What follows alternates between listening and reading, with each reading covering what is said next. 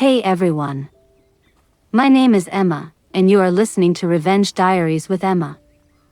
Today we dive into a story so layered, so meticulously constructed in deceit, that by the time you reach the end, you'll question every "I love you" you've ever heard. Because here's the thing about lies. They don't always come wrapped in darkness. Sometimes, they wear your favorite sweater, make your coffee just right, and kiss you goodnight with lips that taste like home. And that's what makes them so dangerous. You don't see them coming. You welcome them in. Think about it. Centuries ago, betrayal meant a dagger in the ribs. Now, it's a text sent from a burner phone while your partner sleeps beside you, arm draped protectively over your waist. The weapon has evolved, but the wound? Still just as deep.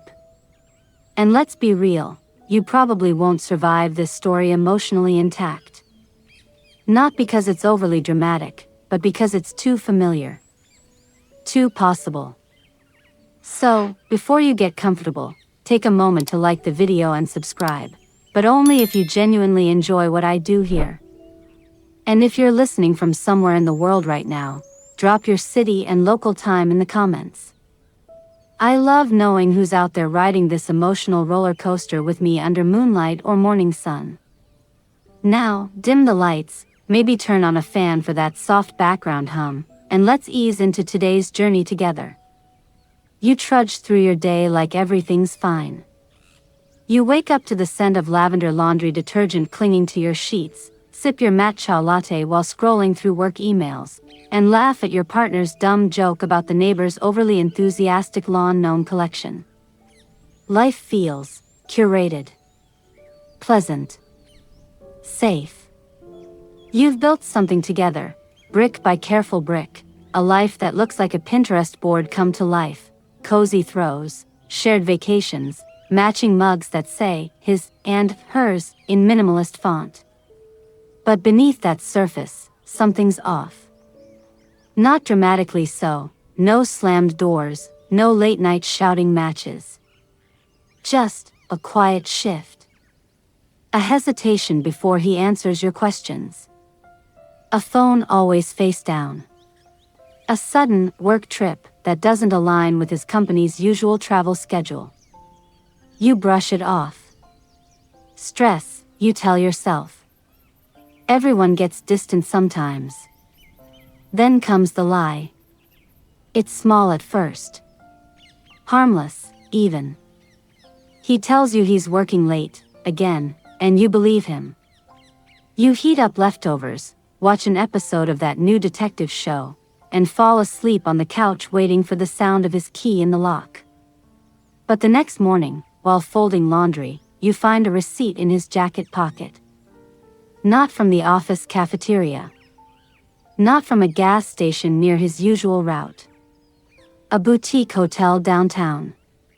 2 nights ago. The same night he said he was stuck in a budget meeting until 10 p.m. Your stomach drops. Not because you're naive, you've dated before, you know people cheat, but because this man? He looked you in the eyes last week and said, "You're the only one I've ever truly loved." And you believed him. Not blindly, but with the kind of trust that only grows after years of shared silence, inside jokes, and weathering real storms together. You don't confront him. Not yet. Instead, you start watching. Not like a stalker, more like a scientist observing an experiment gone wrong. You notice how he lingers in the bathroom longer than necessary, how his thumb hovers over his screen before unlocking it, how he suddenly forgets to tag you in couple photos on social media. The little things pile up like unread mail on the kitchen counter, innocuous alone, ominous in bulk. And then, one rainy Tuesday, you see her. Not in person. Not dramatically walking down the street arm in arm. No, it's worse. It's digital. You're backing up his phone, he asked you to, he forgot his iCloud password, again, and you spot a folder labeled Work Pics. Curious, you open it. And there she is. smiling. In his arms. At that same boutique hotel. Wearing his hoodie. Your breath catches. Not because she's beautiful, though she is, but because she looks happy. Comfortable. Like she belongs there. Like she's been there before. And the worst part? You recognize her. Not from his office. Not from mutual friends. From your own past. This isn't just betrayal. This is a betrayal with history. You sit on the edge of the bed, phone in hand, rain tapping against the window like a nervous heartbeat. You don't cry. Not yet.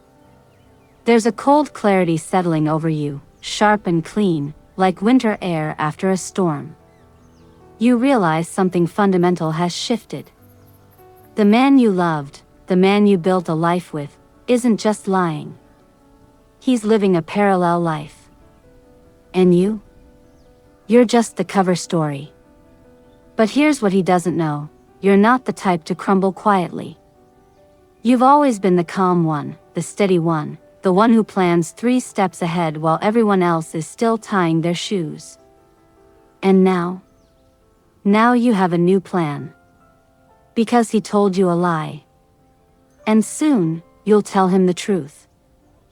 You wake up the next morning with a strange calmness coating your nerves like varnish, smooth, hard, protective.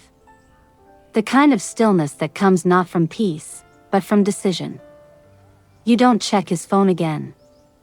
You don't scroll through her socials obsessively. Instead, you make breakfast like any other day, scrambled eggs with chives from the windowsill pot, toast lightly buttered, coffee brewed with the beans he insists are life-changing.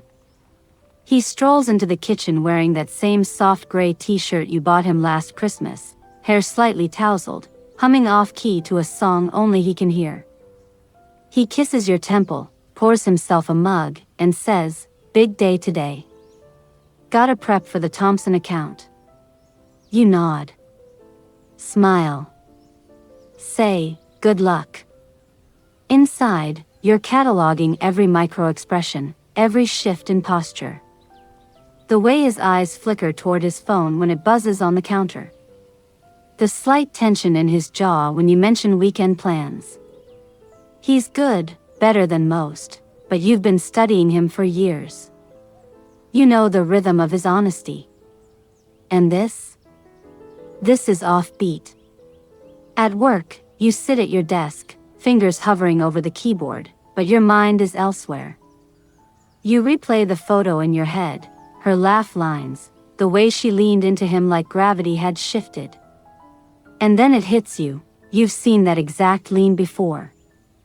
Not in real life, but in an old group photo from your college reunion. She was there. Standing near the back, half hidden behind a potted palm, but present. You hadn't spoken to her in over a decade. Barely remembered her name. But now, with the image burned into your memory, it all clicks. Her name was Lila. Quiet, observant, always lingering on the edges of conversations. You'd exchanged maybe 3 sentences total back then.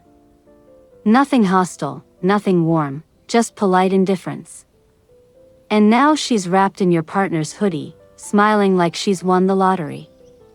You open a new browser tab. Type her name. Add his company. Nothing obvious. Then you dig deeper, mutual connections, tagged photos, event check-ins. It takes 2 hours, 3 cups of tea, and 1 very awkward call to an old friend who still uses Facebook religiously, but you find it, a photo from 6 months ago. A rooftop party. Him and Lila, standing close, drinks in hand, laughing at something off camera. The caption reads, "Reconnecting with old friends." 6 months. That's how long this has been going on. 6 months of late nights, work stress, and sudden disinterest in your weekend getaway plans. 6 months of you thinking you were imagining things. But here's the thing about betrayal with history: it's not random. It's deliberate. It's nostalgic. And that makes it infinitely more personal. That evening, instead of confronting him, you do something unexpected. You plan a surprise date night. You book a table at his favorite Italian place, the one with the candlelit booths and the garlic bread he raves about. You wear the emerald dress he said made your eyes glow. You laugh at his jokes, refill his wine, and ask about his day like nothing's wrong. And he relaxes. You can see it in the way his shoulders drop, the way he leans back in his chair, the easy smile that returns to his lips. He thinks he's in the clear. Thinks you're still the trusting, uncomplicated woman who believes every word he says. But you're watching. Always watching. When he excuses himself to take a quick work call, you don't follow. You don't need to. You already know what he'll say, the rehearsed lines about deadlines, client emergencies, the usual script. Instead, you pull out your own phone and open a new note. You start listing everything: dates, locations, inconsistencies, receipts, photos. You create a timeline. You label it simply, the truth. Because you're not just gathering evidence. You're building a case. And you're not doing it for revenge, not yet. You're doing it because you need to understand how deep the rot goes. Because if he could lie to you for 6 months while looking you in the eyes every single day, what else has he lied about? Finances? Friends? The future you thought you were building together? Later, as you lie in bed beside him, listening to his steady breathing, you realize something chilling. You don't feel heartbroken. Not in the way you expected. There's no sobbing into a pillow, no desperate texts to your best friend at 3 a.m. Instead, there's a quiet, simmering fury, and beneath it, a strange sense of clarity. This isn't just about him cheating. It's about him rewriting your entire reality without your consent. And you? You're done being a character in his story. It's time to write your own ending. You start small. Not because you're afraid, but because precision matters. Revenge without evidence is just noise. And you? You're aiming for silence, the kind that follows a detonation. First, you secure the digital trail. You back up every suspicious text, every odd receipt, every photo that doesn't belong. You use a cloud account he doesn't know about, one you created years ago for online shopping, buried under layers of forgotten passwords and promotional emails. You rename files with dates and descriptions: hotel_receipt_October 12, rooftop_party_Lila_Jan 28, text_working_late_February 3. It's clinical. Cold. Exactly how it needs to be. Then, you get creative. You accidentally leave your laptop open on the kitchen table while making coffee. On screen, a spreadsheet titled Vacation Budget 2025. But hidden in plain sight, in a minimized tab, is a document labeled Timeline, Personal. You watch from the corner of your eye as he glances at it while grabbing his keys. His expression doesn't change, but his fingers pause for half a second too long on the doorknob. Good. Let him wonder. Let him sweat. At work, you request a few days of remote work under the guise of needing quiet time to finish the quarterly report. He doesn't question it. In fact, he seems relieved. That tells you everything. Now, with the house to yourself, you go deeper. You check the browser history on his laptop, cleared, of course. But you know about cached images, about DNS logs, about the ghost trails people leave behind when they think they've covered their tracks. You find a search history fragment: how to delete iMessage backups. Another, signs your partner is tracking your phone. He's paranoid. Smart. but not smarter than you. You also discover something unexpected, a shared calendar entry from 3 months ago. Dinner, L. Not Lila. Just L. And the location? A quiet French bistro downtown, the kind with dim lighting and private booths. You've never been there. He's never mentioned it. But you remember him coming home that night with wine on his breath and a faint smear of red lipstick on his collar that he claimed was from a clumsy hug with a client. You believed him then. Now, you log the date, the time, the restaurant name. Add it to the file. But the real breakthrough comes from an old habit of his. He never deletes voicemails. Ever. Says it's bad luck. So you borrow his phone while he's in the shower, just for a minute, and scroll through. Most are work-related. Then you find it, a voicemail from an unlisted number, time-stamped 2 weeks ago. You press play. Hey, it's me. Just wanted to hear your voice. I miss you. Call me back when you can. Love you. The voice is soft, breathy, intimate. Undeniably Lila's. You recognize it from a video clip you found earlier, a birthday message she posted to a mutual friend. And the love you at the end? Not casual. Not friendly. It's the kind of love you reserved for people who share secrets, beds, futures. You delete the voicemail from his phone, but not before recording it on yours. Then you place his phone back exactly as you found it, screen facing down, charger coiled just so. That night, over takeout sushi, his choice, he's been avoiding cooking lately, as if the act of feeding you feels like a performance he can no longer sustain. You ask casually, do you ever talk to people from college anymore? He freezes mid-bite. A grain of rice clings to his lower lip. Not really. Why? No reason, you say, popping a piece of salmon into your mouth. Just saw an old photo today.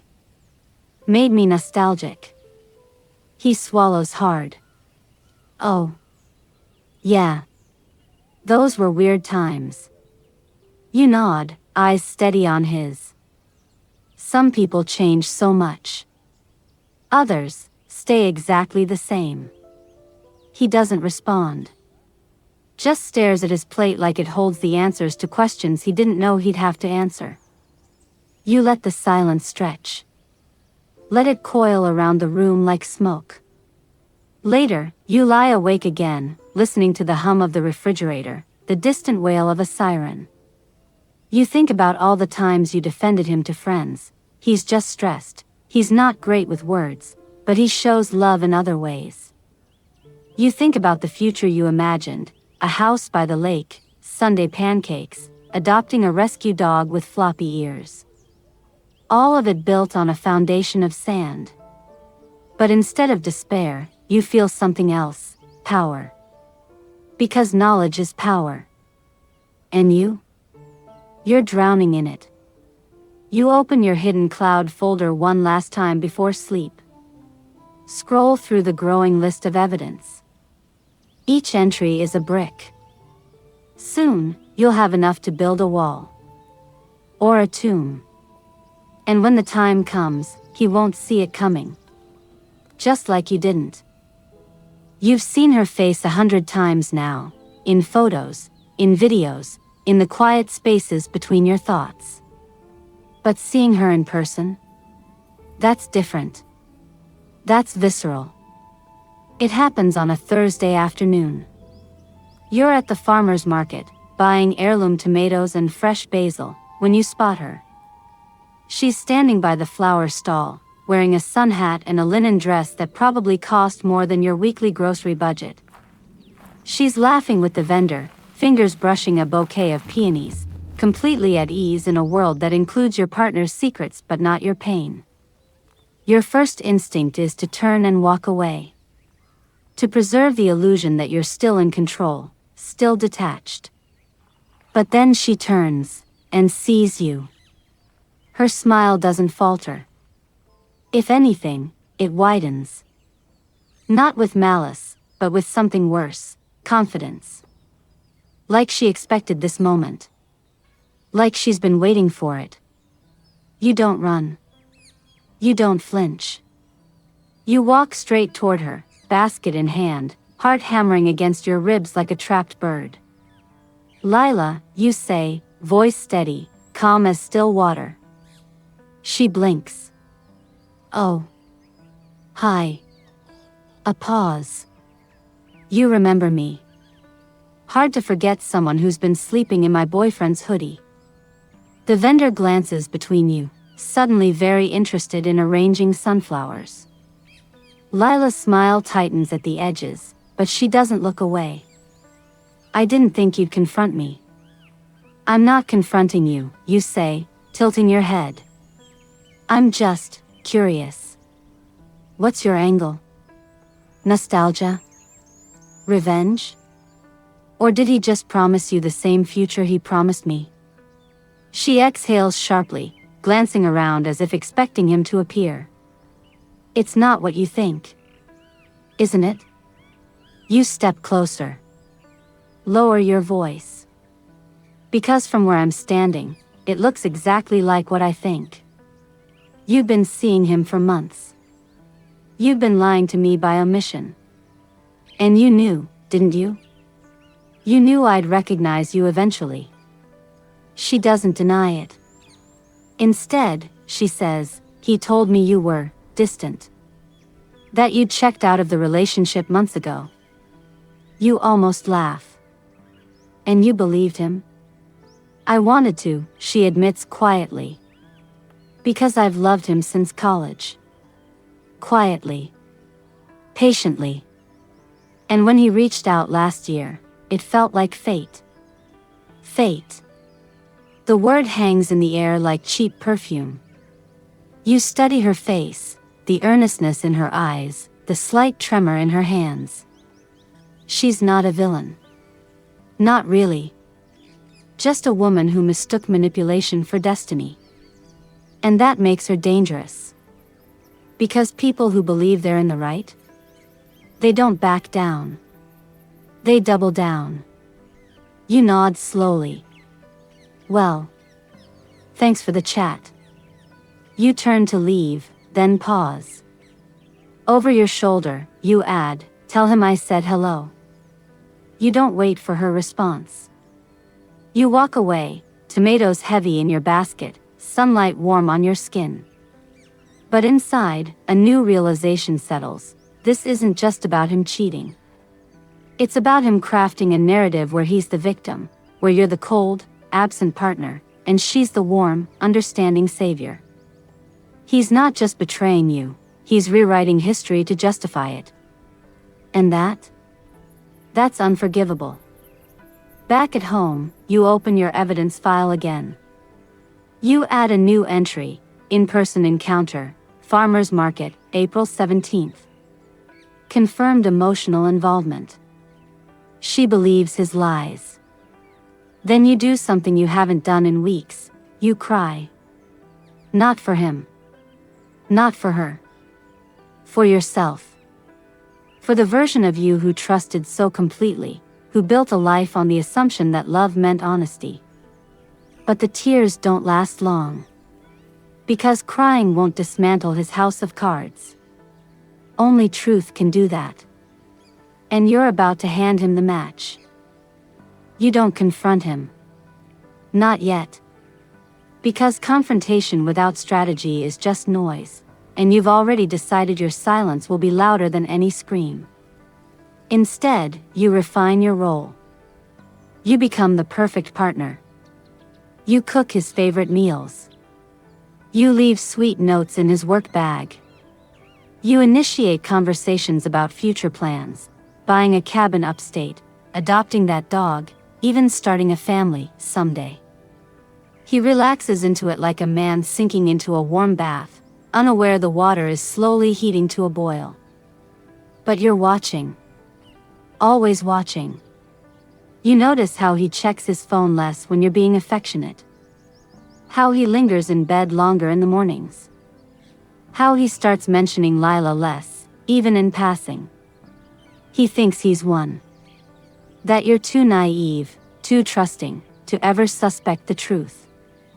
What he doesn't realize is that your kindness isn't forgiveness. It's camouflage. At night, while he sleeps, you continue your work. You cross-reference his credit card statements with his claimed whereabouts. You find a charge from a jewelry store 2 weeks ago, small, discreet. Not an engagement ring. Too soon for that. But perhaps a promise ring? You're the one, trinket for his other life. You screenshot it. Add it to the file. You also discover something more damning, a joint savings account. Not with you. With her. Opened 3 months ago under both their names. The initial deposit? $12,000. Money he told you was going toward home repairs. You sit very still in the glow of your laptop, the numbers blurring for a moment. This isn't just emotional betrayal. This is financial. Legal. This is the kind of betrayal that leaves scars on your credit score and your sense of security. But still, you say nothing. Why? Because you're waiting for the right moment. The perfect storm. And you know it's coming. His company's annual gala is in 3 weeks. Black tie.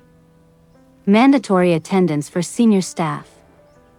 He's already mentioned it twice, excited about the open bar and the live jazz band. And you? You've already RSVP'd, yes, on his behalf. You start planning. Not just your outfit, though you'll wear the red dress he once said made you look like a queen, but the entire evening. You'll be charming. Gracious. The picture of a devoted partner. And while he's basking in the illusion of control, you'll be planting seeds. You reach out to a few of his colleagues, casually, over LinkedIn messages and coffee invites. You ask about work culture, about the gala, about how lucky you feel to be with someone so respected. You mention, almost offhand, how he's been so stressed lately, but trying to keep things together.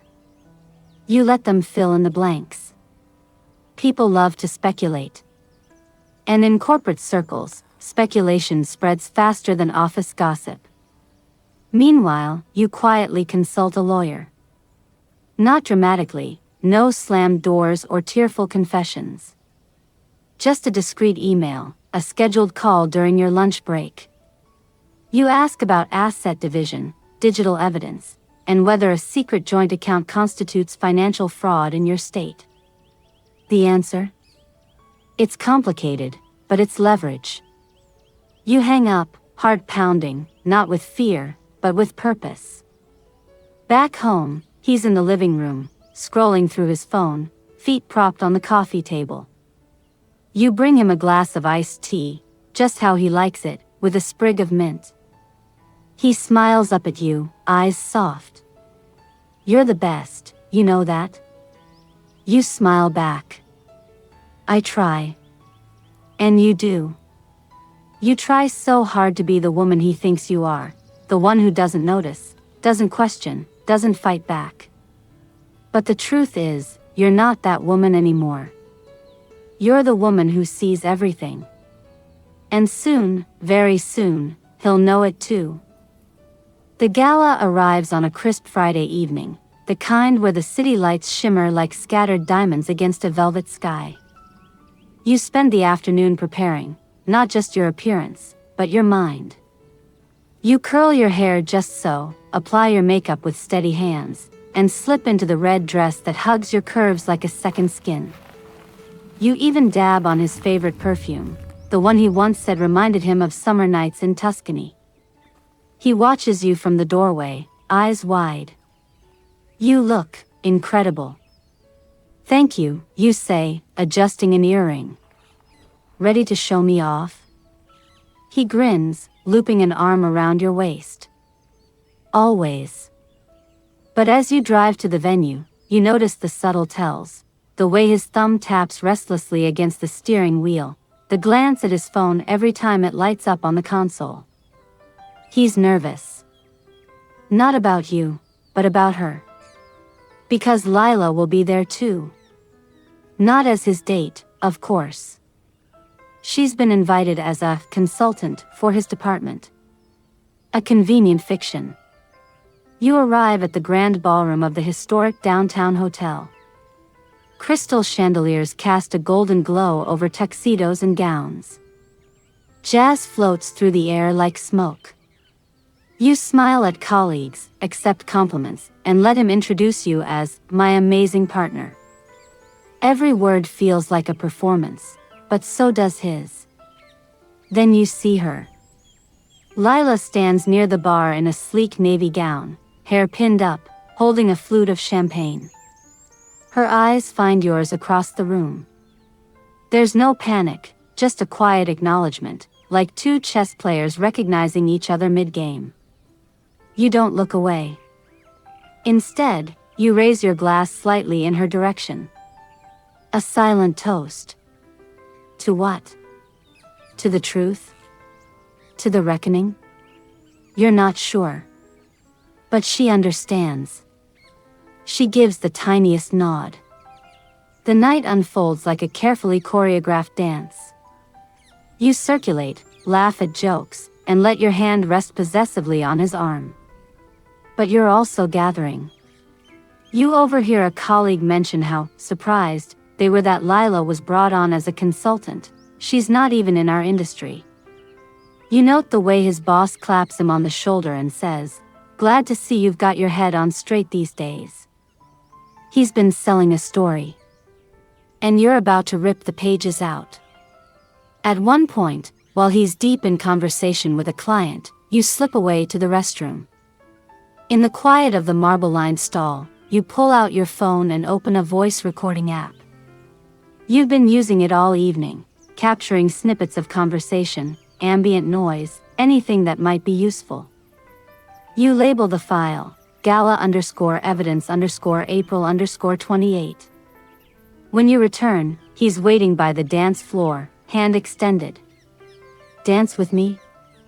You take it. His hand is warm, familiar. For a moment, you're transported back to your first date, to the way he spun you under string lights in a backyard party, whispering, "I think I'm falling for you." But that man is gone.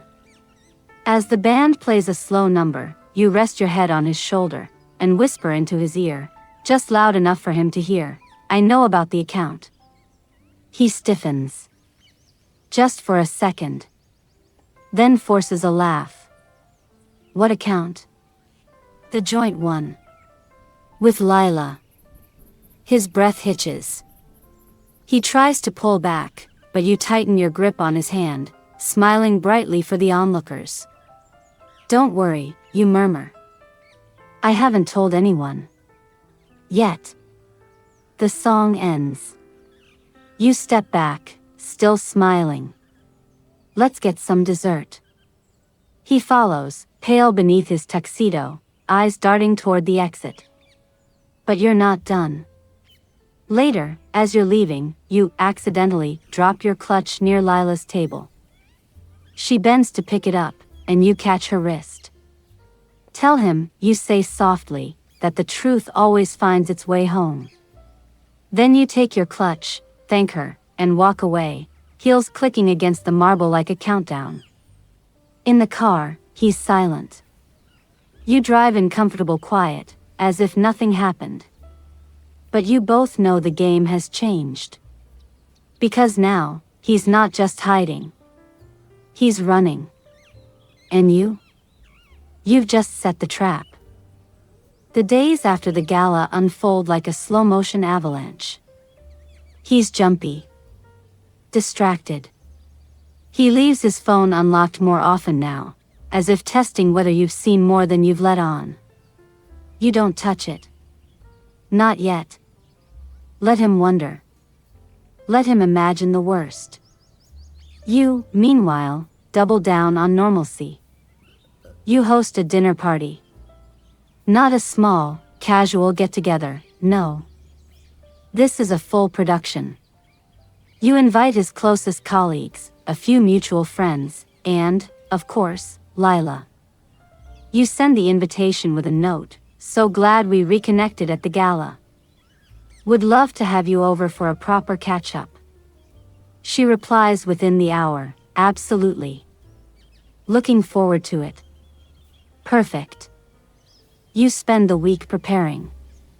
You deep clean the house, polish the silverware, and order flowers in soft whites and blush pinks, elegant, unassuming.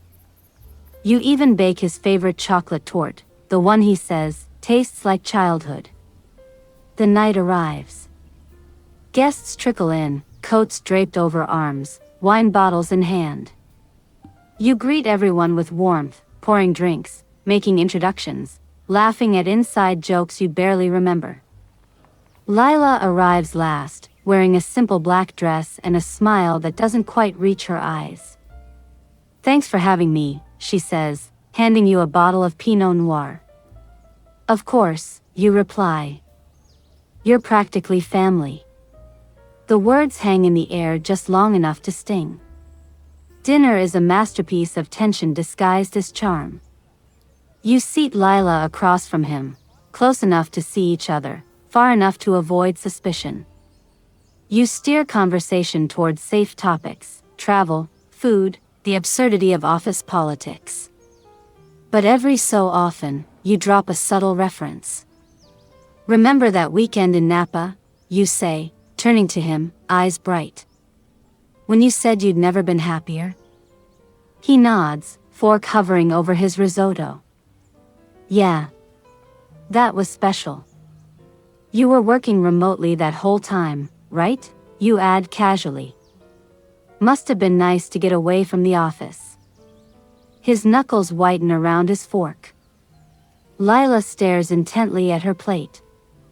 Later, over dessert, one of his colleagues, Mark, the loud but well-meaning finance guy, raises his glass.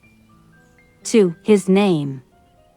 The man who somehow balances work, love, and sanity like it's nothing. Everyone laughs. You raise your glass too. He's good at keeping things separate. Silence. Just for a beat. Then nervous chuckles. After dessert, you suggest a game, 2 truths and a lie. Harmless fun. Or so it seems. Lila goes first. "I've skydived, I speak fluent Italian, and I've never broken a bone." Lies the Italian, someone guesses. She smiles. Actually, it's the skydiving. Then it's his turn. He clears his throat. "I proposed to my partner on a beach, I hate mushrooms, and I've never kept a secret from someone I love." Your blood runs cold. The group debates. Most guess the beach proposal is the lie, he's never mentioned it. But you know the truth, he proposed in your kitchen at 2 a.m. after a fight about laundry. Romantic? No. Real? Yes. But the real lie, the one he thinks is safe, is the last one. You wait until it's your turn. You look around the table, then say softly, "I've traveled to 12 countries, I can play piano by ear, and I trust the people I love completely." You hold his gaze as you say it. His face goes still. The room feels suddenly too warm. Later, as guests leave, Lila lingers by the door. "You're playing a dangerous game," she murmurs. "So is he," you reply. "And I don't lose." After everyone's gone, he helps you clean up in silence. Dishes clink. Water runs. The air is thick with everything unsaid. Finally, he speaks. "What do you want?" You dry your hands slowly. "I want you to tell me the truth. All of it. No more lies." He stares at you, searching your face for weakness. But you give him none. Because this dinner party wasn't about revenge. It was about exposure. And now, everyone who matters has seen the cracks. The house is quiet after the last guest leaves, the kind of silence that hums with unspoken ultimatums. You stand at the sink, rinsing wine glasses, the water warm against your skin. He leans against the kitchen island, arms crossed, watching you like you're a puzzle he can't solve. You've known for a while, he says finally. Not a question. A statement. You set the glass down gently. Long enough. Why didn't you say anything?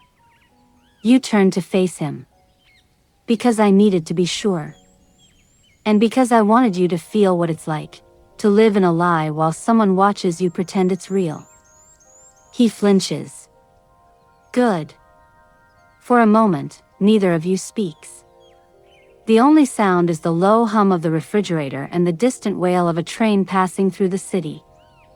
Then he sighs, running a hand through his hair. It wasn't supposed to happen. It just did. Classic.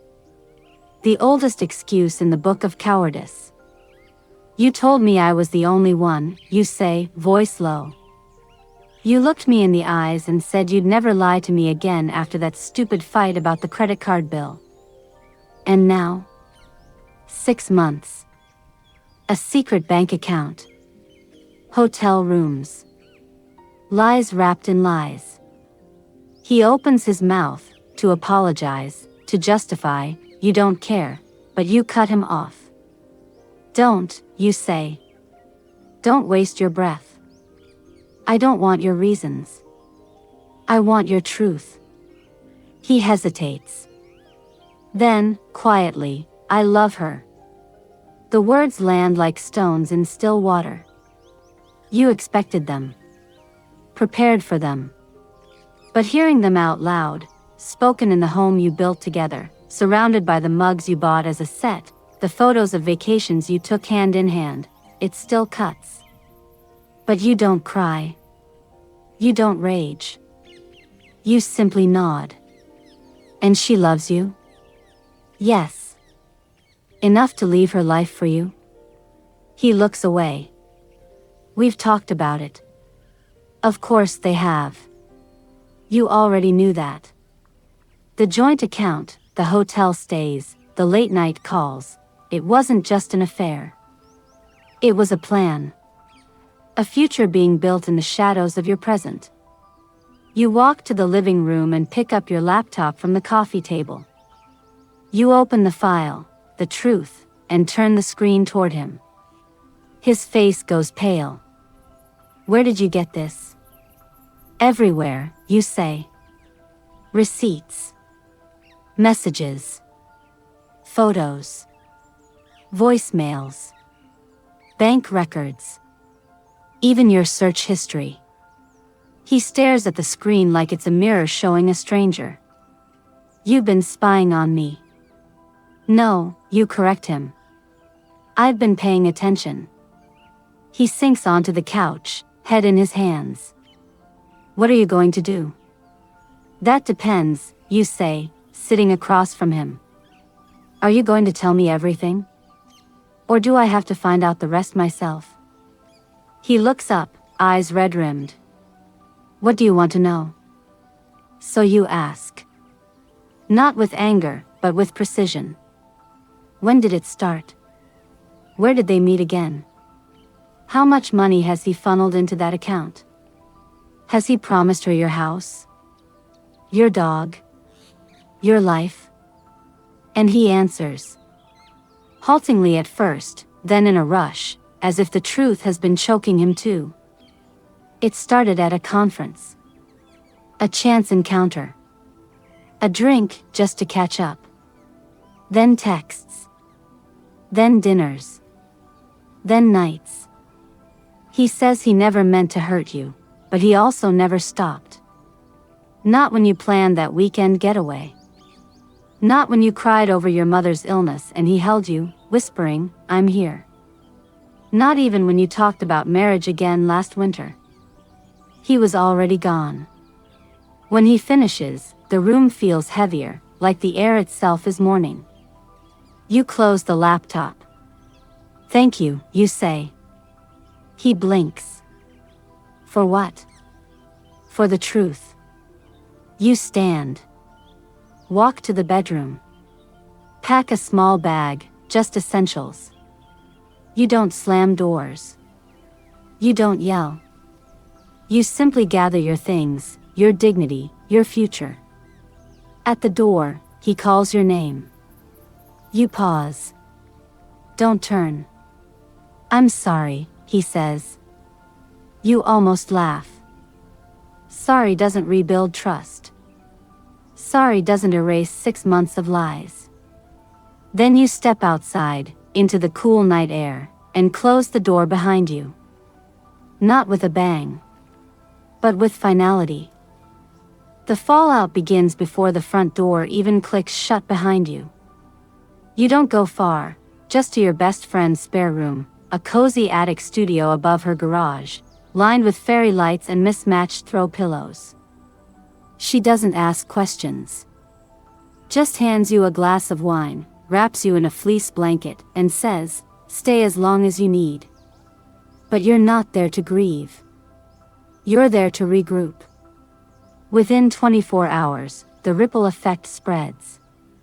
His closest work friend, Mark, the one who toasted him at the dinner party, texts you, "Hey, everything okay?" "He seemed off today." You reply simply, "Not really. But I'll be fine." You don't elaborate. You don't have to. The seed is planted. By Monday, office whispers have turned into full-blown speculation. Someone saw Lila crying in the break room. Another heard him arguing with HR about personal leave.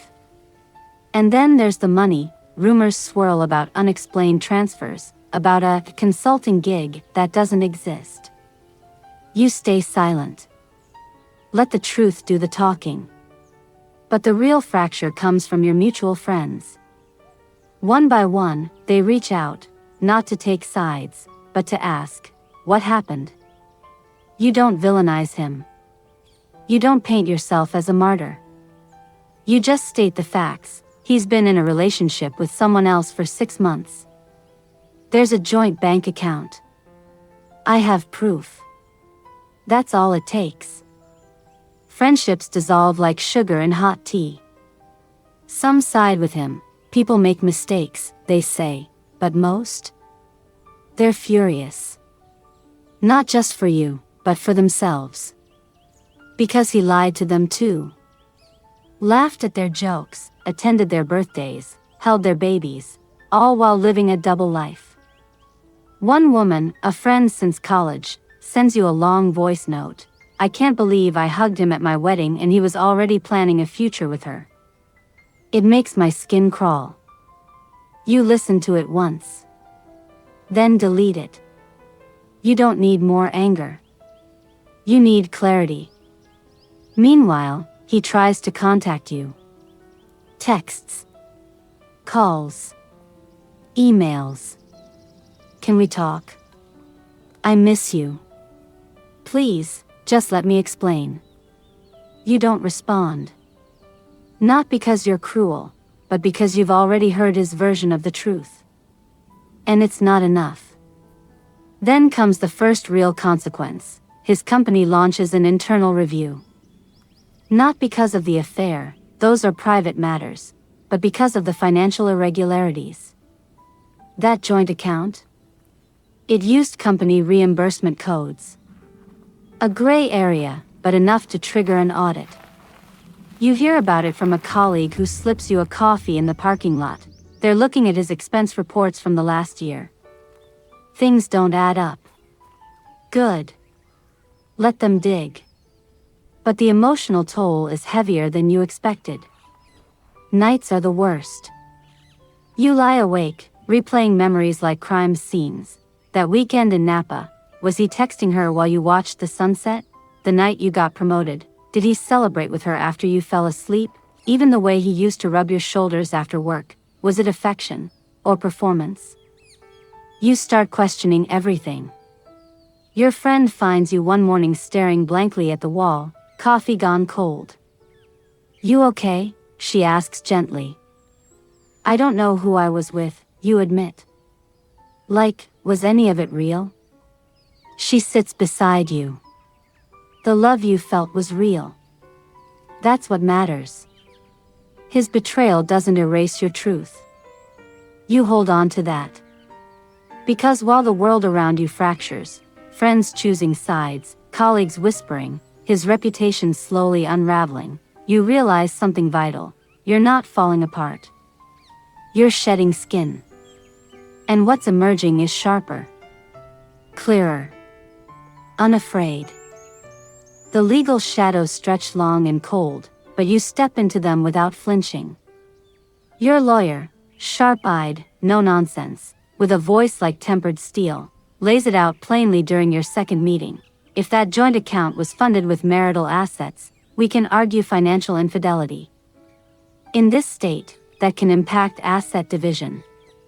You nod. He told me the money was for home repairs. It was $12,000. Good. We'll subpoena bank records. Credit card statements. Maybe even his work expense logs if they're tied to personal spending.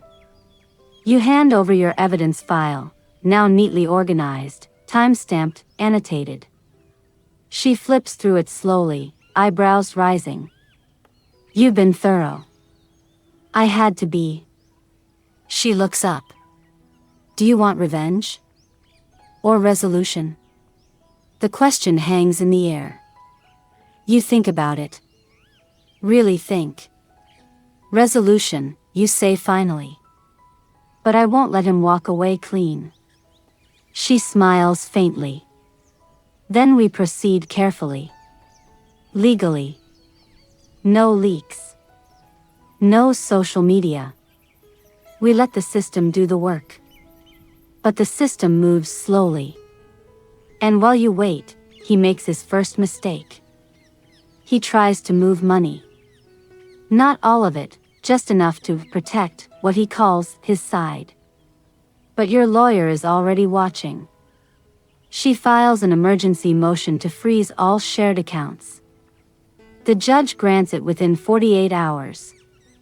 You hear about it from him directly this time, a frantic call, voice tight with panic. You're locking me out of our life. No, you say calmly. I'm protecting what's legally mine. You chose to hide money with someone else. Don't act surprised when the law catches up. He's silent for a long moment.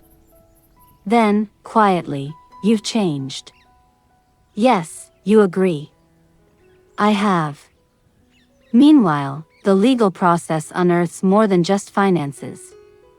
His work laptop, subject to company policy, gets flagged during the internal audit. HR finds personal emails, dating app logins, even a draft resignation letter addressed to Lila. Once this is over, we can finally be together. He's suspended pending further review. The news spreads fast. Not through you, but through the natural erosion of secrets in tight-knit circles. A colleague mentions it casually at a coffee shop. A mutual friend posts a vague, support your friends through hard times, story on Instagram. The pieces are falling into place, and you didn't have to drop a single one.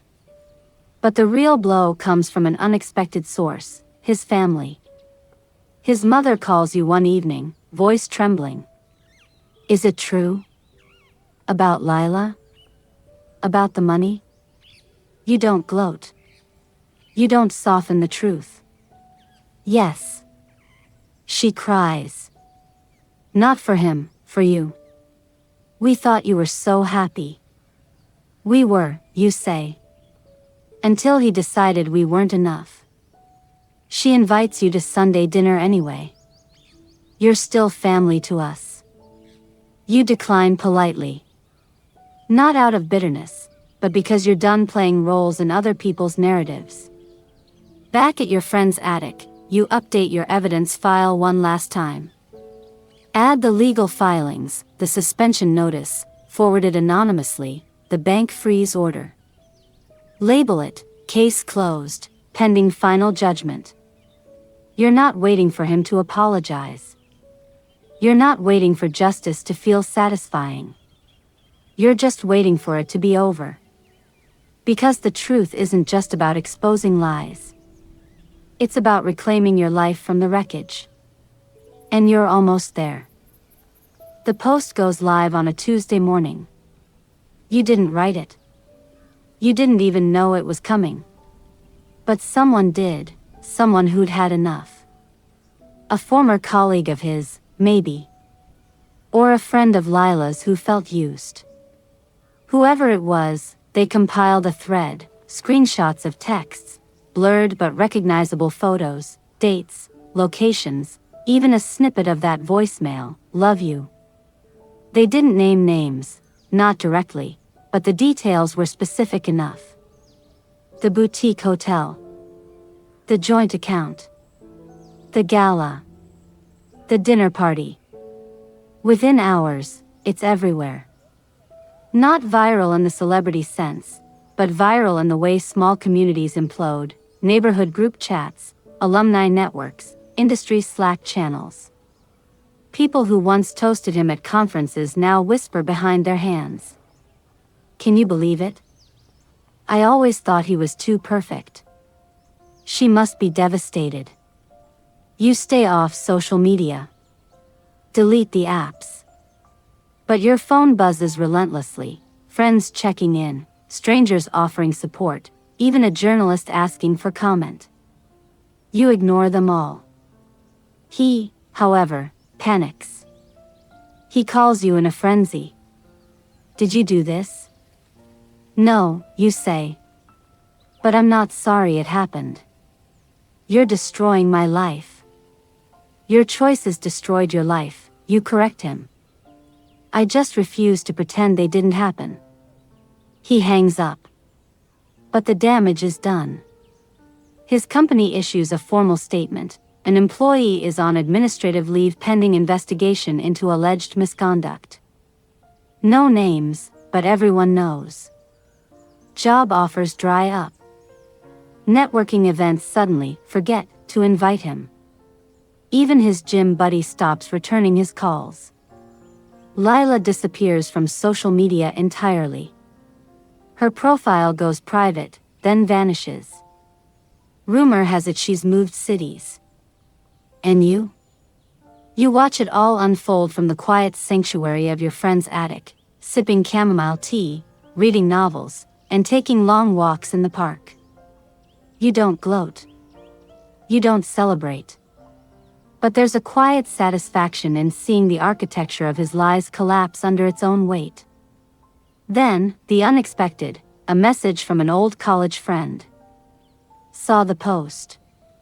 Just wanted you to know, I believe you. And I'm proud of you. It's a small thing. But it lands like a lifeline. Because for months, you carried this alone.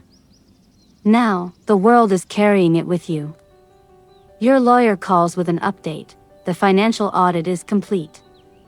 They've traced $14,300 in marital funds diverted to the joint account. Plus unreported gifts, travel expenses disguised as work costs, even a $2,000 watch, for client appreciation, that was actually a birthday gift for Lila. He's in deep, she says. We can push for full reimbursement plus a larger share of remaining assets. Do it, you say. But here's the twist, you don't feel vindicated. Not really. The exposure, the public shaming, it doesn't heal the wound.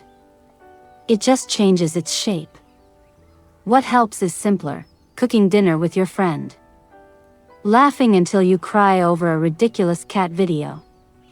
Waking up without that knot of dread in your stomach. You realize something profound. Revenge wasn't the goal. Clarity was.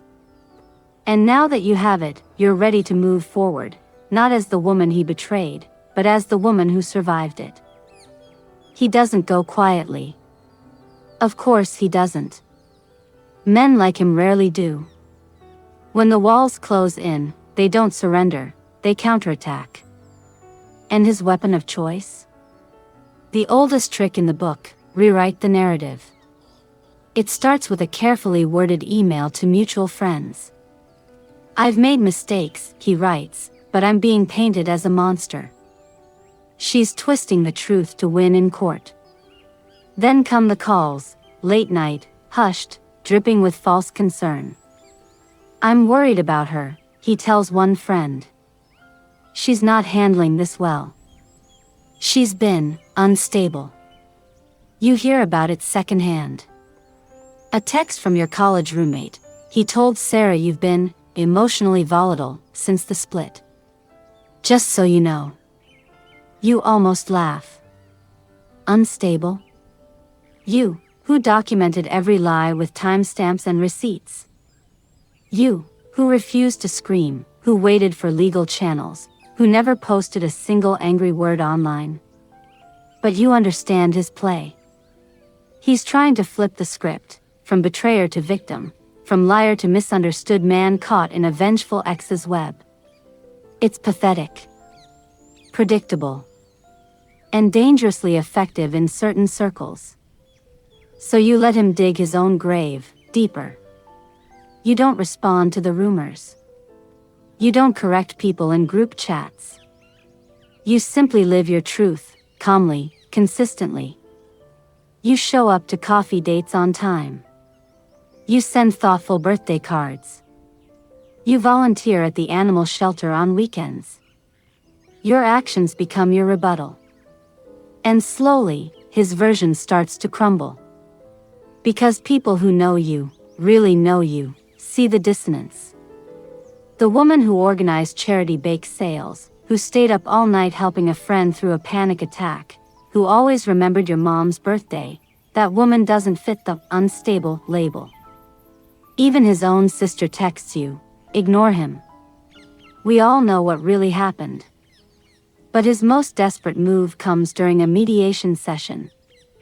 You're sitting across from him in a sterile conference room, lawyers flanking both sides, when he leans forward and says, voice low, "If you drop the financial claims, I'll sign over the house." No fight. Your lawyer stiffens. But you just smile. "Why would I want a house full of your lies?" He blinks. "It's worth $500,000. And it's tainted," you say. "Keep it. Sell it. Give it to Lila." "I don't care." Because you've already found an apartment downtown, sunlit, modern, with a balcony perfect for morning coffee. A place with no ghosts. He tries one last tactic: charm. "We had something real once," he murmurs after the lawyers step out for a break. "We could fix this." You look at him, really look, and feel nothing. No anger. No longing. Just pity.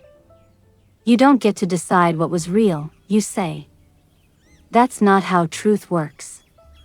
He leaves the mediation defeated, shoulders slumped, the carefully constructed facade finally cracking under the weight of his own contradictions. And you? You walk out into the afternoon sun, lighter than you've felt in months. Because his counterattack didn't weaken you. It revealed him. And everyone is watching. The unexpected ally arrives on a rainy Thursday afternoon, wrapped in a soaked trench coat and carrying a manila envelope. You don't recognize her at first, just a woman standing on your friend's porch, water dripping from her umbrella, eyes wide with nervous energy. But then she says your name, and something clicks. "Claire?" you ask, stepping onto the covered stoop. She nods. From his old team. "We met once, at the holiday party 2 years ago?" Vaguely. You remember her as quiet, efficient, always lingering near the snack table. "I need to give you this," she says, thrusting the envelope toward you. "Before I lose my nerve." Inside, printed emails. Dozens of them. Between him and Lila. Not just romantic, strategic. Planning. Once she's out of the picture, we can move forward, one reads. Another, she's too trusting. She'll never suspect. But the real bombshell? A forwarded message from his personal account to a friend. Dating her was easy. She's sweet, stable, boring. Perfect cover while I figure things out. Your stomach turns. Not because it's new, but because it's confirmation. He didn't just cheat. He weaponized your kindness. Your trust. Your love. Claire shifts uncomfortably.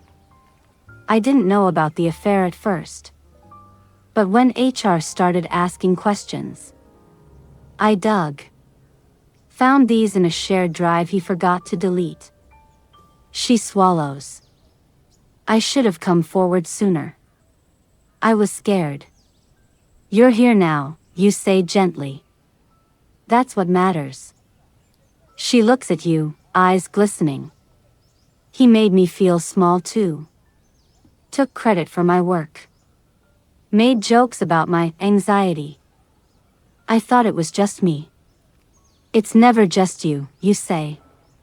She stays for tea. Tells you about the culture in his department, how he charmed the bosses, undermined colleagues, played favorites. How Lila wasn't his first side fling, just the first he got serious about. When she leaves, you add the emails to your file. Not for court, your lawyer says they're redundant now, but for your own peace of mind. Proof that you weren't imagining things. That his cruelty wasn't personal, it was pattern. Days later, Claire files a formal HR complaint about workplace misconduct. Others follow. The company, already reeling from the scandal, launches a full investigation. His suspension becomes permanent.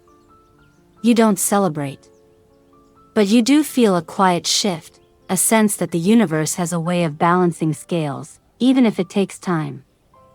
And then, the final piece, Lila reaches out. Not to apologize. Not to explain. But to return something. She meets you at a quiet cafe, no makeup, hair pulled back, wearing a plain sweater. She slides a small velvet box across the table. Inside, the watch he bought her with your money. I can't keep it, she says. It feels like stolen property. You look at her, not with hatred, but with weary understanding. You were part of the lie too. I know, she whispers. I thought I was special. But I was just convenient. You take the box. Don't contact him again. And don't contact me. She nods, tears welling. I'm sorry. This time, you believe her.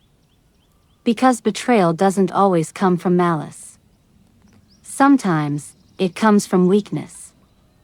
From wanting to be loved so badly you'll believe any story that includes you.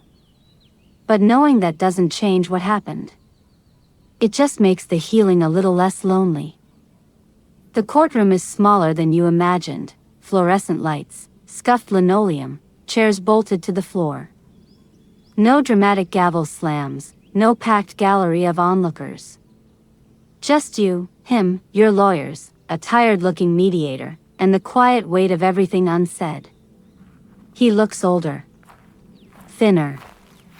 The charm that once disarmed everyone has faded, replaced by a brittle defensiveness. He avoids your eyes as you take your seat. The proceedings are dry, technical, asset division, reimbursement claims, the dissolution of shared obligations. But beneath the legal jargon, the real trial is emotional. Every document read aloud is a nail in the coffin of the life you thought you had. When your lawyer presents the bank records, he doesn't argue.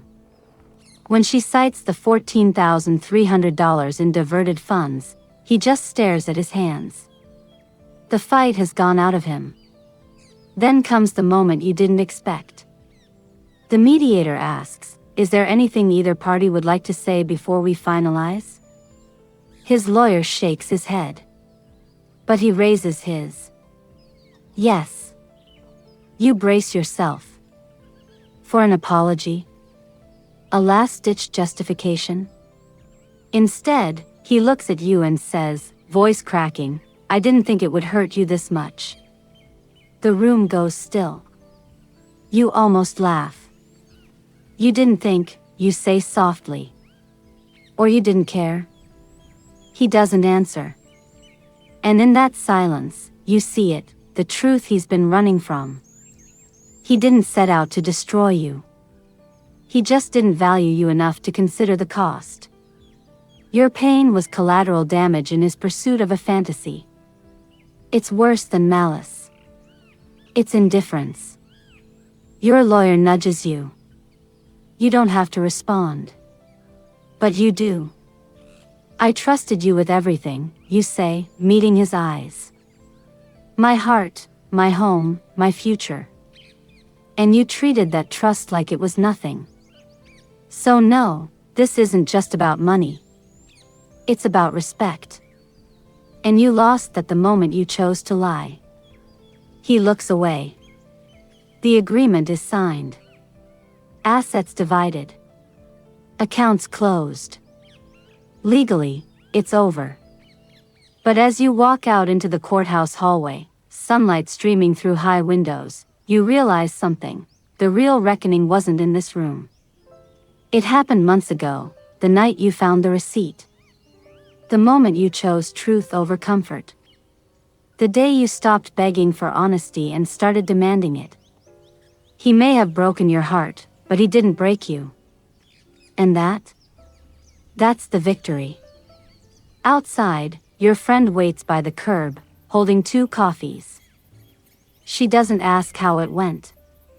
She just hands you a cup and says, let's go home. You take it. Smile. And walk away, finally, truly free. The dust settles slowly, like snow after a storm, quiet, inevitable, covering everything in a soft, white hush. You move into your new apartment on a Saturday morning, boxes stacked in the hallway, sunlight spilling across bare hardwood floors. There are no grand gestures, no dramatic declarations. Just you, a steaming mug of tea, and the quiet thrill of empty shelves waiting to be filled with your choices, your taste, your truth. He's gone from your life, not just physically, but emotionally. No more checking his socials. No more replaying conversations for hidden meanings. No more wondering if the love was real. You've made peace with the answer, some of it was. But not enough. And that's okay. Your friends rally around you in ways you didn't expect. Not with pity, but with presence. Movie nights. Hikes. Silly dance parties in the kitchen at midnight.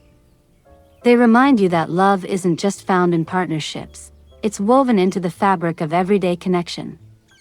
Work becomes a sanctuary. You throw yourself into a new project, one that challenges you, excites you, reminds you of your own competence. Your boss pulls you aside one day and says, "You've been glowing lately." You realize she's right. Not because you're over it, but because you're finally in it, fully, authentically, unapologetically yourself. Even the small things feel different. You buy yourself flowers just because. You cook meals for one without sadness. You sleep through the night, no longer haunted by the ghost of what could have been. And then, one evening, you find the box. It's tucked in the back of a closet, labeled old photos. You almost donate it, too many memories, too much weight, but something makes you open it. Inside, pictures of vacations, holidays, lazy Sundays. Him in them, yes. But also you, laughing, sun-kissed, alive. You don't burn them. You don't tear them up. You sit on the floor and look at them one by one. Not with bitterness, but with gratitude.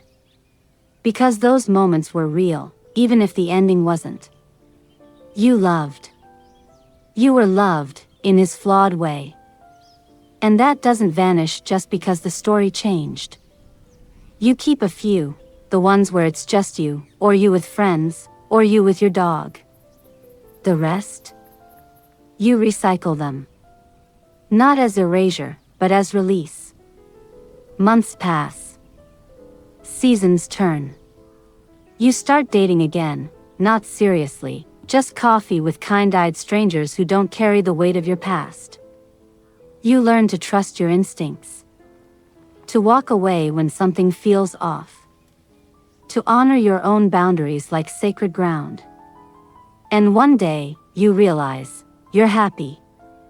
Not getting over it, happy. Not settling, happy. But deeply, quietly, unshakably happy, on your own terms. Because revenge wasn't the destination. It was the path back to yourself. The story ends not with a bang, but with a breath, a long, slow exhale after years of holding it in. What remains isn't bitterness, nor triumph, but something quieter and far more valuable, clarity. She walked through fire not to burn him, but to purify herself.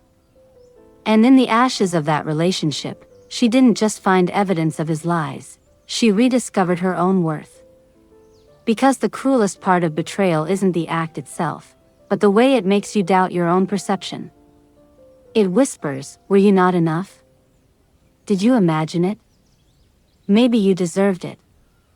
But truth, when gathered patiently, brick by brick, becomes armor. And she wore hers not as a weapon, but as a shield, protecting the part of her that still believed in honesty, in integrity, in love that doesn't require hiding. He told her a lie. A beautiful, convincing, devastating lie. But she told him the truth, not in anger, not for spectacle, but because silence would have been another kind of surrender. And in doing so, she reclaimed not just her life, but her voice. Now, she moves through the world differently. Lighter. More present. She notices the way sunlight filters through leaves in the morning. She laughs louder. She says no without guilt. She knows now that trust is not blind faith, it's earned, daily, through actions, not words. And if someone can't offer that, they don't get to stay. So here's the real lesson, wrapped not in drama but in stillness. Revenge doesn't heal. Truth does. Boundaries do. Self-respect does. And sometimes, the most powerful thing you can do after being lied to is to live so authentically, so unapologetically, that the lie shrinks into irrelevance.